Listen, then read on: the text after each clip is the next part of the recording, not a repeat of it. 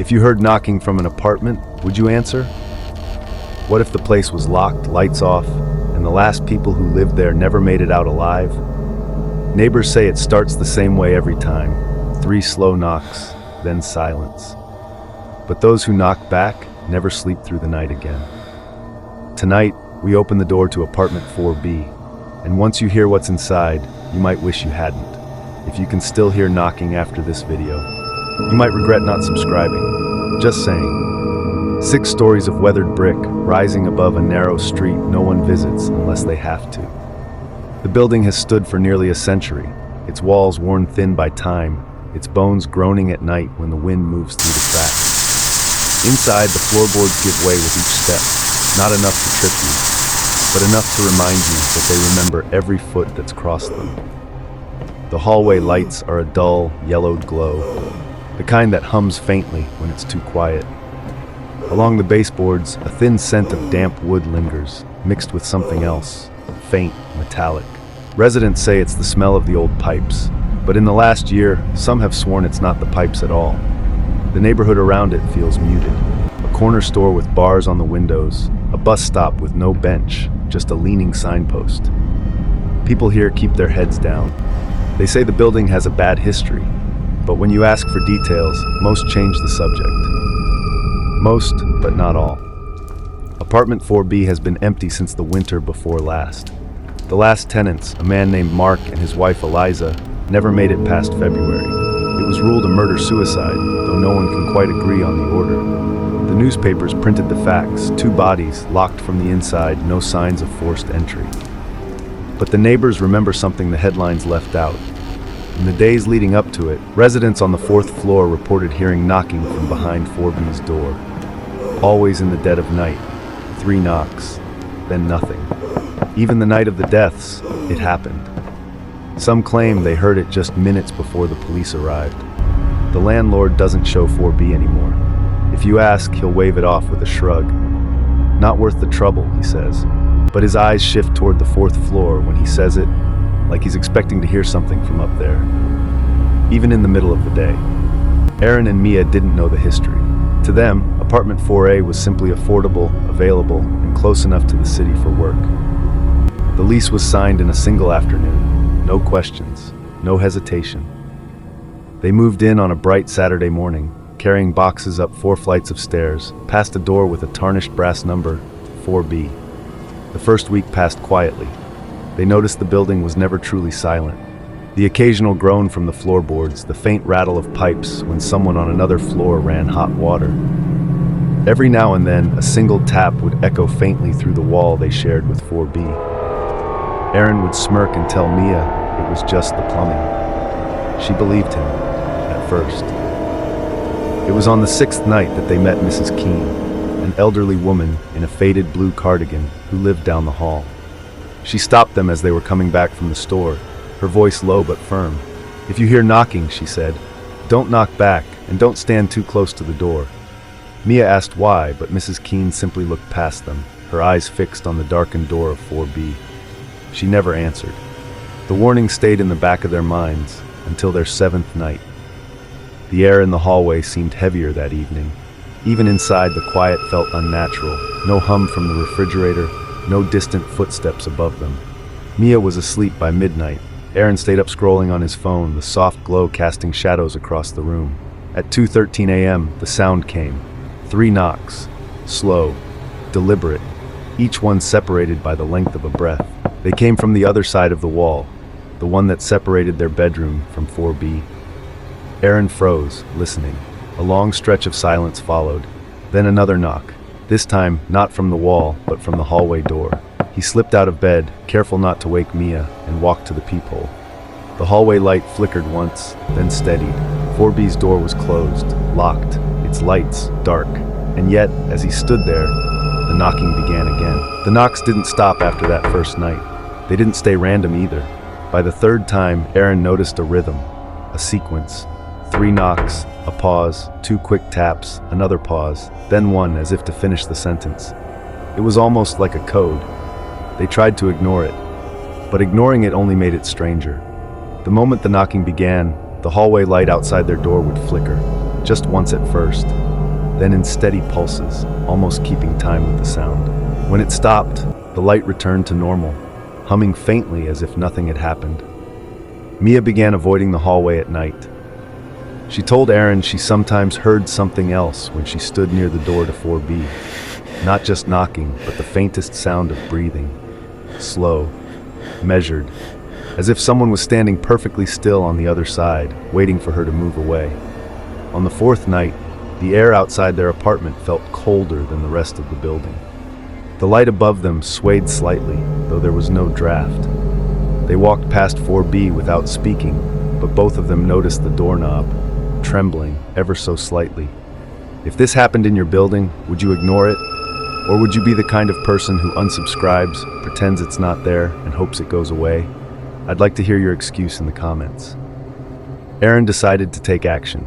He bought a small, cheap audio recorder from the electronics shop 2 blocks over. The plan was simple: leave it in the hallway overnight, just outside their door. If the knocking was real, they'd have proof. If it wasn't, they could finally stop thinking about it. That night, they set the recorder down on the floor, the red light glowing faintly in the dim hallway. The light outside flickered once, long enough for Mia to glance at Aaron and whisper, "Maybe we shouldn't." But he'd already pressed record. At exactly 2:11 a.m., the sound began again, louder this time, and the recorder was listening. The next evening, Aaron set the recorder on the table between them. It was a cheap plastic device, its speaker small and tinny, but it was enough. He pressed play. At first, there was nothing but the low hum of the hallway light, the distant tick of the building's old heating system. Then, 3 knocks. Clear, hollow, the sound of wood struck slowly. A pause, 2 quick taps, 1 final knock.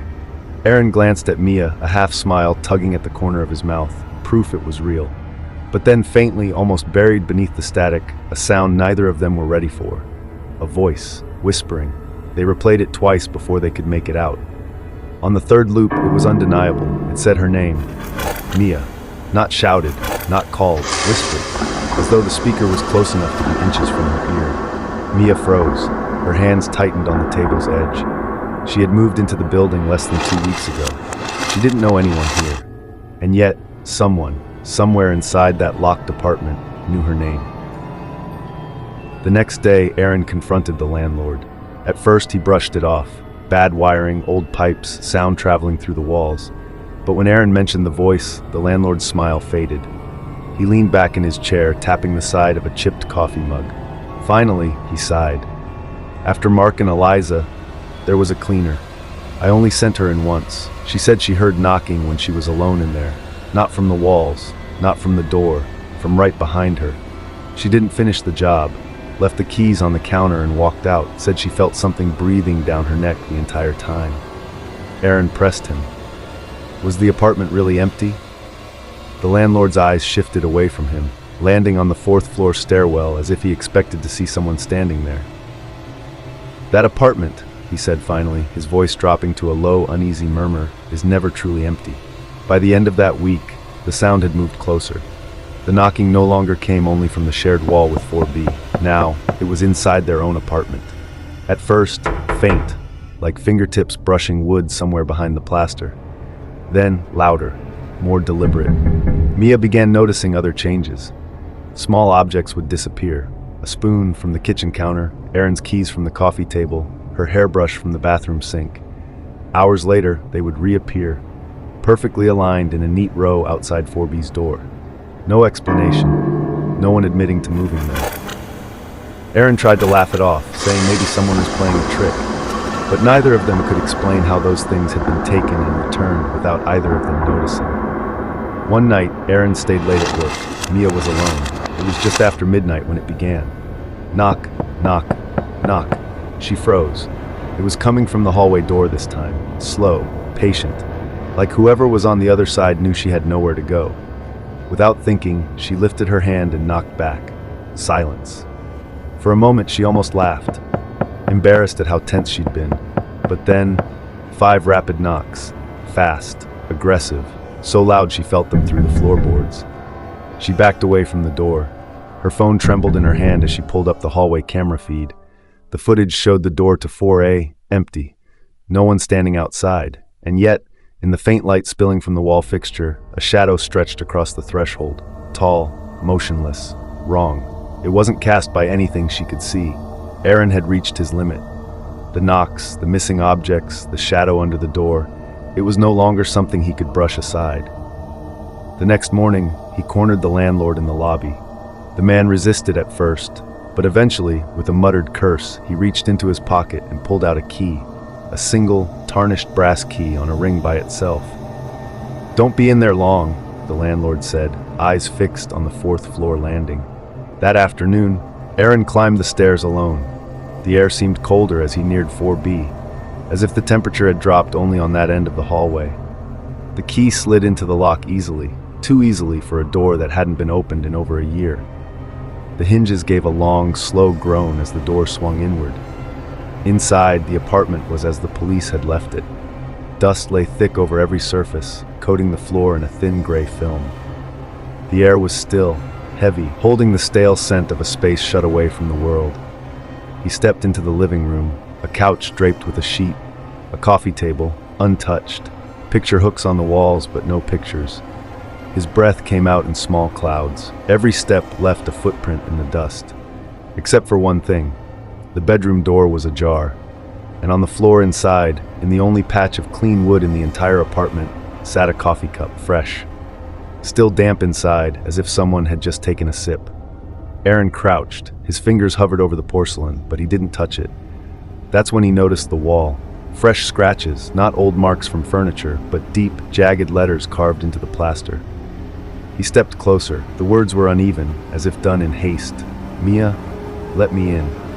A cold wave rolled through him. Someone, or something, inside 4B knew her name and wanted her to open the door. If you're watching this alone, you might want to subscribe. Not because it helps me, but because people say it keeps the knocking away. Your choice. Aaron backed out of the bedroom, keeping his eyes on the carved letters until the door clicked shut behind him. He locked it and slid the key back under the landlord's door without a word. But when he got home, Mia was standing in the kitchen, pale, holding something in her hands. It was her missing hairbrush. She had found it in front of their apartment door, resting on top of the fresh coffee cup. Mia didn't want to leave the apartment, but Aaron insisted they at least speak to someone who'd been in the building longer. That's how they found themselves outside Mrs. Keene's door again. The old woman answered quickly, as if she'd been expecting the knock.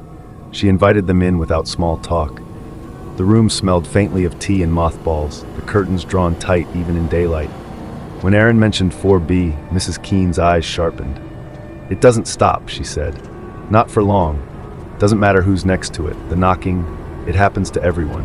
At first, it's curious, gentle, almost polite, but if you pretend it isn't there, it gets angry."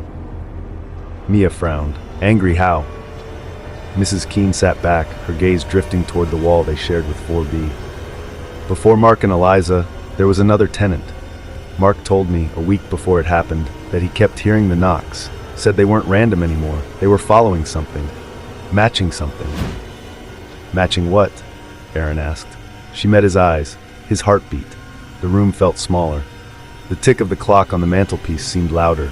"Said it started slow," she went on, "but by the last night, it was fast, too fast, like whatever was knocking wanted to keep up with his pulse or make it stop altogether." Later that night, Mia lay awake long after Aaron's breathing had settled into sleep. The building was quiet, too quiet. She told herself it was her imagination, that Mrs. Keene's words had just stuck in her head. Then she heard it. Knock, knock, knock. Each one in perfect time with the thud in her chest. Her eyes widened. She pressed a hand against her sternum. The sound outside kept pace exactly, as if her heartbeat had an echo in the hallway. She held her breath, willing it to stop. The knocking stopped with it. When she exhaled, when her pulse resumed, so did the knocking. That night, Mia didn't sleep at all. Aaron was done listening to stories and whispers through walls. If something was happening in that hallway, he wanted proof. Something they could see, not just hear. That night, he set up a small camera on a tripod, angled perfectly toward the door of 4B. A single hallway light burned above, its glow weak and uneven. The red recording light blinked in the dark. They closed their own door and waited. For hours, nothing. just the quiet hum of the building and the occasional creak of old timber settling. Then, 3:17 a.m. The first knock came, slow, deliberate, resonating through the stillness. Another followed, then another. The rhythm quickened. Aaron lay in bed, counting them under his breath. Beside him, Mia clutched the blanket tighter with each strike. By the seventh knock, the hallway light had begun to flicker in sharp bursts, casting long, jagged shadows on the walls. On the footage, the handle of 4B's door began to turn. Not in a quick, casual way, but slowly, as though the hand on the other side was savoring every inch of movement. Then it stopped. The light overhead flared once, flooding the hallway with a stark glare. And that's when the camera caught it. A pale, dripping hand retreating back into the gap of the doorway. Fingers long and thin, the skin stretched too tight over the bones. The water that fell from it left dark spots on the floorboards, though no sound of dripping could be heard. Aaron stared at the footage in silence the next morning. Mia wouldn't watch it twice, but the worst part came later that day. That evening, as they got ready for bed, the sound returned. Not from the hallway, not from the shared wall, from inside their bedroom. The first knock came from the closet, a hollow, muffled thud, as though the door itself was breathing. Mia froze, her hand halfway to the light switch. Another knock, louder. Aaron stepped toward the closet, pressing his ear to the door. Behind it, the faint scrape of something shifting in the dark. The closet door rattled once, then went still. And in that stillness, they could hear it. The sound of breathing, slow and steady, just inches away, on the other side of the wood. By the following afternoon, the landlord had made up his mind. His voice was steady, but his eyes told another story. "I'm done with this," he said. "Tomorrow, I'll have maintenance boarded up, permanently." For the first time, Aaron felt a small measure of relief. If 4B was sealed, maybe the knocking would finally stop. Mia didn't say anything. She wasn't convinced it was the apartment that was the problem. That night they lay in bed, the silence thick and unbroken. No flicker from the hallway light, no knocks through the wall. Aaron started to believe, just for a moment, that maybe it really was over. Then it came. Not the measured, deliberate rhythm they'd grown used to. This was fast, urgent, frantic. It wasn't coming from 4B, it was coming from inside their own front door. Aaron shot upright. Mia's breathing quickened. The knocking pounded harder, as though something was trying to force its way in without turning the handle. Each strike rattled the frame. He moved to the door and pressed his eye to the peephole. The hallway was empty. Just the still yellow light, the closed door of 4B, and the faint creak of the old building settling. The knocking stopped. They turned away, both exhaling at the same time. And that's when it happened. 3 slow knocks. Not from the door, not from the hallway, from behind them, from the bedroom wall. The sound was heavy, measured, exactly the way it had begun that first night. Mia turned her head toward the wall, her eyes wide. Aaron didn't move. The knocks came again, louder. This time the wall seemed to tremble with each hit, as if something on the other side was trying to push its way through. They stood frozen, listening. And then, silence. The next evening the hallway was empty, no sounds, no movement. A single camera had been placed at the far end, its lens fixed on 4B's door. The frame didn't waver, didn't cut, just a slow, deliberate crawl forward, step by step, until the door filled the view. The brass number was tarnished, the wood weathered. The peephole sat in the center like a black, unblinking pupil. The camera drew closer, closer. And then, it stopped. In the center of that peephole, just for a moment, no more than a breath, something shifted. A shape, a glint, wide, unblinking, pressed against the glass from the other side, looking straight back. If you hear knocking tonight, maybe it's nothing. But if you don't subscribe now, and it's 4B, don't say I didn't warn you. And if you're brave enough not to, tell me why in the comments. Would you knock back?